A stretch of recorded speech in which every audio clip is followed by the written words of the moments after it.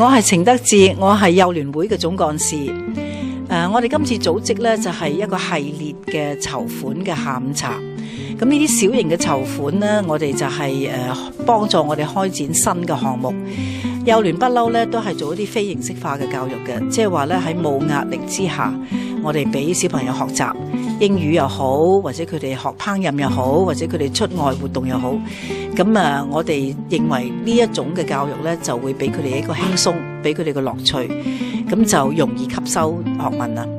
咁點解我哋今次有呢個小型嘅籌款活動呢？就係因為我哋要開展新嘅項目，就係包括埋呢服務嗰啲有需要嘅小朋友嘅，即係 SEN 嘅小朋友 （Special Education Needs）。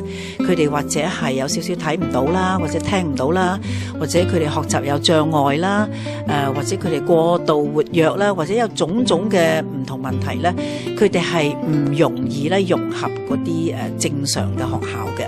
但係咧，佢哋真係喺正常學校讀書，一齊混合嘅。咁變咗咧，我哋特別為佢哋服務咧，就係有啲特別嘅 program 俾佢哋。咁包括咩內容呢？就會有演藝嘅節目啦。有啲小朋友雖然佢喺一方面佢唔係咁中意學習，或者佢冇興趣，或者佢冇咁嘅天分，但係或者佢喺音樂方面啊，或者喺美術方面啊，或者喺體育方面啊，佢哋係好有特色嘅。咁變咗咧，我哋係會有音樂嘅培訓俾佢哋啦，畫畫啦，做戲劇啦，咁就包括埋唱歌，即係話合體嘅唱歌。我哋有一個好特別嘅節目咧，就叫做足球。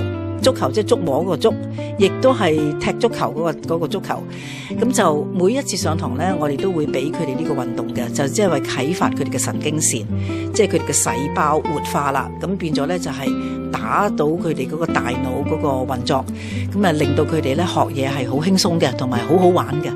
咁我哋就而家係籌款嚟到去揾個地方，租個地方。咁我哋亦都有啲專家，我哋係要邀請佢哋嚟教學。咁有好多節目呢係免費嘅噃，因為我哋係服務啲特別嘅情況嘅小朋友嘛，有啲佢哋係好低收入嘅，冇咩機會出街嘅。咁有啲呢，佢哋新移民，咁亦都有啲呢，就係佢哋係冇國籍嘅。咁種種嘅小朋友呢，佢哋個處境呢係要有人幫助佢哋嘅。咁所以呢，我哋今次籌款嘅目的呢，就想俾多啲人知道我哋呢個工作，就希望呢，我哋日後搞籌款活動啦，或者係有啲咩大型嘅活動呢，都邀請社會各界嘅人士參與。